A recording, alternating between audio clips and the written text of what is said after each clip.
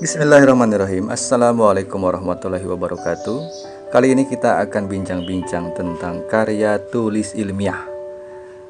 Itu karya tulisnya saya beri tanda kurung karena keilmiahan tidak identik dengan karya tulis.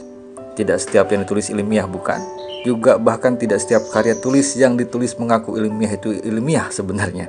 Karena itu kita akan bincang-bincang tentang karya tulis ilmiah ini dari sisi yang lain. Nah, sudah hadir Bapak Nicolaus Copernicus. Kita mengenal revolusi ilmiah atau revolusi Kopernikan dari orang tadi.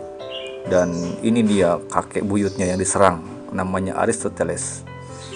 Kemudian kita juga akan bincang-bincang tentang siapa ini? Francis Bacon dan pengaruhnya terhadap kita di zaman modern ini. Kemudian ini siapa ya? Namanya Galileo Galilei, ya, terkenal sekali. Bahkan Francis Bacon yang secara metodologis mempengaruhi cara berpikir kita hingga sekarang. Juga Ferdinand de Saussure yang sempat berpengaruh dan di abad 20 dan masih kita gunakan sekarang. Dan pemikir kontemporer seperti Judith Butler akan juga saya bahas. Baik, kita akan lihat bahwa pertama, hal-hal yang ilmiah itu tidak identik dengan yang ditulis, ya. Hal-hal yang sifatnya bendawi, spiritual, seni, moral, agama, mereka juga mengandung keilmiahan. Sebaliknya skripsi, tesis, disertasi banyak yang tidak ilmiah sebenarnya, ya. Covernya saja ilmiah, atau karena ada di kampus maka disebut karya ilmiah. Sebenarnya ayat suci, nyanyian, sastra, esai, lukisan, patung itu mengandung sisi-sisi ilmiah.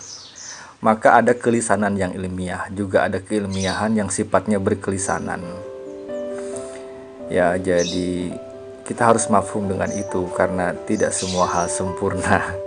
Tapi karena pada dasarnya kita tidak pernah banyak mengerti tentang apa itu ilmiah. Nah, jadi apa inti ilmiah? Sebenarnya menurut saya kita harus kalau melihat pada sejarahnya, keilmiahan itu identik.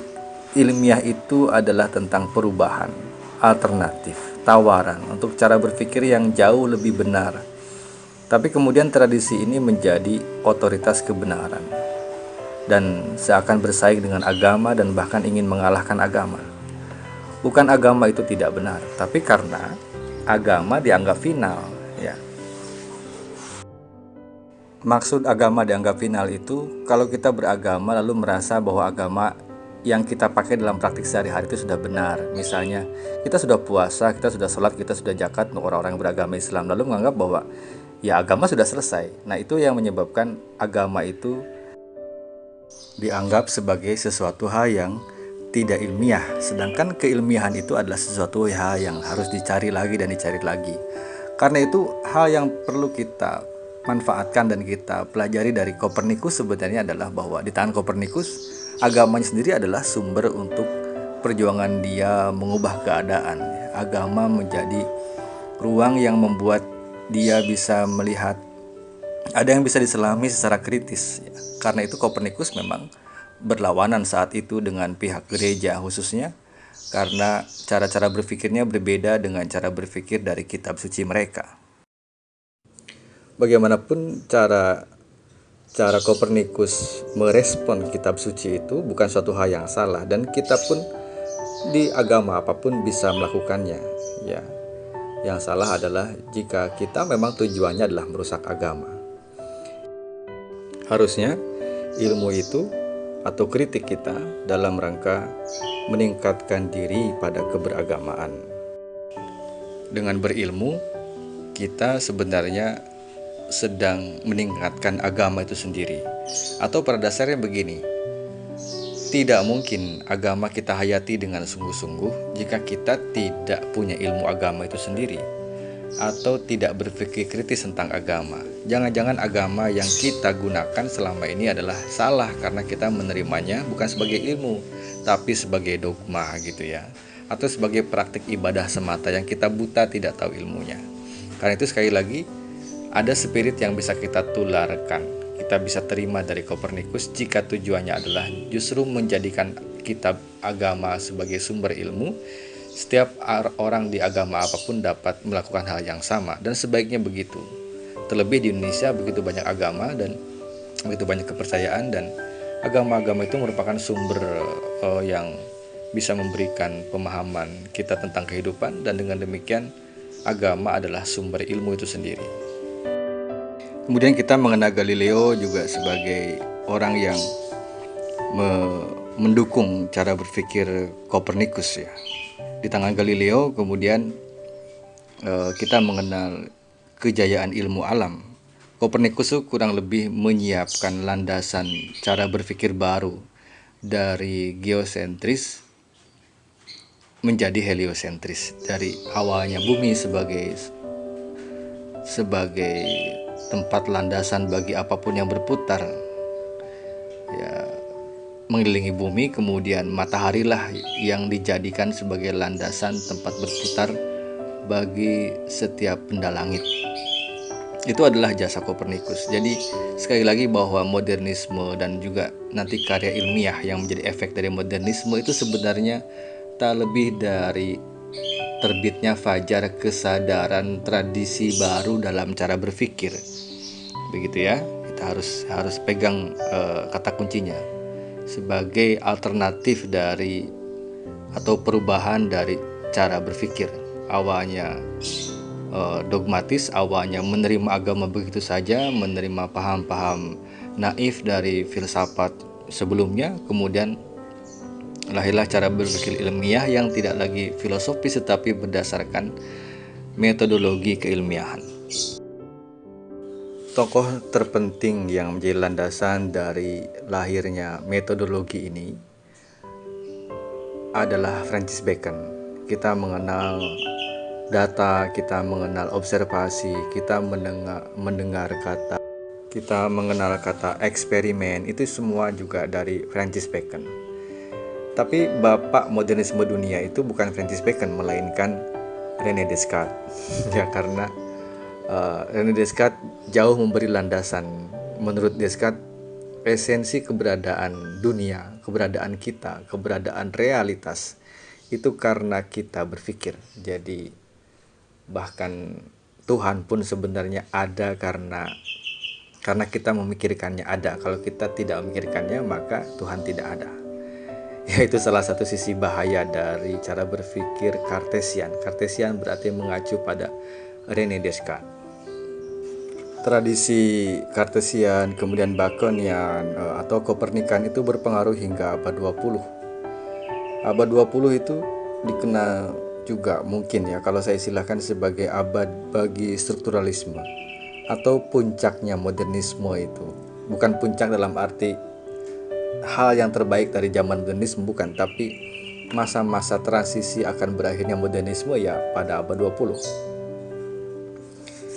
Munculnya tokoh Ferdinand de Saussure menjadikan ilmu sosial, dalam hal ini bahasa ya, dengan ilmu linguistik itu kemudian menjadi objek yang bisa dibedah sebagai hal yang material. Jadi bahasa bukan lagi wilayah makna, bukan lagi wilayah yang dipergunjingkan secara diakronis, tetapi dengan anakronisme, sehingga terjadi kajian objektif terhadap ranah sosial. Akhirnya dalam linguistik berpengaruh terhadap antropologi, linguistik berpengaruh terhadap bidang-bidang lain yang menjadikan cara berpikir ilmiah itu masuk kepada ranah yang sebelumnya ditanggapi secara subjektif, misalnya susastra, misalnya seni, tiba-tiba menjadi wilayah yang dikaji sebagai objek dan dipreteli secara strukturalisme gitu ya. Karena itu nanti kelak kita akan bertemu dengan cara berpikir postmodern atau juga disebut dengan poststrukturalisme. Contoh perkembangan baru dalam alam berpikir postmodern itu adalah pada isu-isu tentang tubuh. Jadi kalau tadi dibicarakan tentang René Descartes yang mengedepankan cara berpikir cogito ergo sum, aku berpikir maka aku ada. Kemudian di zaman sekarang, di zaman postmodern yang mungkin kalau tidak salah kira-kira diawali pada tahun 1956an ke sini di Perancis khususnya, lahirlah cara-cara berpikir baru tentang tubuh. Kita bisa melihat misalnya salah satu pemikir kontemporer yang bernama Judith Butler. dalam bukunya yang terkenal Gender Trouble, lengkapnya Gender Trouble, Feminism and the Subversion of Identity, beliau menerangkan bahwa inti dari gender adalah pertunjukan gender, ya. bahwa kita menjadi laki-laki atau kita menjadi perempuan, kita menjadi lesbian, kita menjadi gay, kita menjadi segala macam, itu karena kita mengulang-ulang pertunjukan tubuh kita. Karena itu tubuh menjadi isu penting di abad kontemporer sekarang, bahwa kita berpikir itu karena kita juga punya pengalaman tubuh, ya. Jadi di zaman postmodernisme itu tubuh mendapat isu penting, dan dengan demikian cara berpikir kita yang kartesian yang dipengaruhi oleh modernisme awal itu mendapat tantangan baru gitu ya, karena isu yang juga baru, dan itu menarik untuk kita perhatikan belakangan ini. Nah, sejak di awal Anda sudah melihat beberapa kata otoritas yang saya tulis berkali-kali. Ini sebenarnya adalah sisi bahaya dari kebenaran ilmiah. Ya, jadi ngomong-ngomong soal karya ilmiah, sebenarnya kita harus sadar bahwa salah satu yang berpengaruh dari cara berpikir ilmiah itu adalah otoritas kebenaran ilmiah. Jadi otoritas itu berarti menyangkut pada kekuasaan, bahwa keilmiahan itu menjadi dasar bagi kebenaran, seakan-akan kebenaran lain tidak berlaku, hanya yang ilmiah yang berlaku gitu ya. Nah, tapi sebenarnya di zaman sekarang itu otoritas sudah berganti rupa. Jadi bukan lagi pada keilmiahannya, tapi pada siapa yang melegitimasi sebuah karya ilmiah. Lagi-lagi yang dibutuhkan ternyata adalah otoritas, jadi bukan kebenarannya. Dulu kebenaran itu berdasar pada metodologi ilmiah, kemudian sekarang pada otoritas yang membenarkan ini karya ilmiah keren. Apa itu? Lembaga apa? Lembaga pengindeks seperti Scopus, seperti Thomson Reuters, Skimago, dan lain-lain. Lalu apa akibatnya? Akibatnya karya tulis ilmiah yang dulu iseng sendiri di perpustakaan berdebu dan tidak terbaca, sekarang kemudian menjadi karya-karya yang tertutup di dalam ruang-ruang jurnal tertentu dan harus berbayar. Jadi orang awam tidak mungkin bisa membacanya. Bahkan orang-orang yang sesama di bidang yang sama pun ogah membacanya karena harus membayar. Kecuali memang ada kebutuhan tertentu. Misalnya saya juga mau dimuat di jurnal terindeks Scopus, dan lalu ada syaratnya harus membaca sekurang-kurangnya beberapa artikel di jurnal-jurnal tertentu yang terpilih, maka akan membayar jurnal itu, mengambil jurnal itu, sehingga terpaksalah membaca gitu ya. Jadi ya disitulah bahwa kemudian tradisi karya ilmiah benar-benar menjadi tradisi elitis, maksudnya ya kalangan terbatas saja yang bisa mengakses karya-karya ilmiah itu. Orang-orang awam tidak mungkin bisa membacanya, masyarakat umum tidak mungkin bisa membacanya. Bahkan sesama akademisi yang agak beda sedikit gitu ya bidangnya, tapi sebenarnya seharusnya bisa sama-sama membaca, tidak juga bisa membacanya. Baik, jadi kita harus bagaimana di zaman macam now ini? Menurut saya, menulis karya ilmiah tidak untuk menghancurkan sejarah keilmiahan di bawah tekanan otoritas apapun. Kita tetap harus menjunjung tinggi nilai guna karya ilmiah di atas kepentingan diri sendiri atau kelompok tertentu. Kemudian setiap karya ilmiah harus bermanfaat untuk memperbaiki kehidupan. Saya kira itu tujuannya. Jadi bukan persoalan sudah dilegitimasi oleh pengindeks tertentu atau karena sudah dibenarkan oleh pihak tertentu dan lain-lain. Tidak untuk itu. Sekali lagi, karya tulis ilmiah tetap bisa kita lanjutkan sebagai bagian dari tanggung jawab kita untuk merespon kehidupan yang semakin hancur. Ya, untuk apa karya ilmiah kita dimuat hebat di tempat-tempat hebat dilegitimasi jika limbah di mana-mana meningkat, kemudian narkoba bertambah, kemudian peperangan di mana-mana bertambah. Tujuan kita sebagai manusia melanjutkan sejarah kehidupan manusia, saya kira untuk memperbaiki kehidupan lebih baik, ya. tidak lagi ada pelecehan seksual, tidak ada lagi perang, tidak ada lagi narkoba. Tujuan kita sekolah, tujuan kita bekerja secara ilmiah adalah macam itu. Maka melalui karya ilmiah kita ditantang untuk menjadi manusia yang berguna untuk manusia yang lain. Saya kira itu, tidak ada manusia yang lebih bermanfaat selain yang berguna bagi manusia lainnya. Sekian, semoga berguna. Assalamualaikum warahmatullahi wabarakatuh.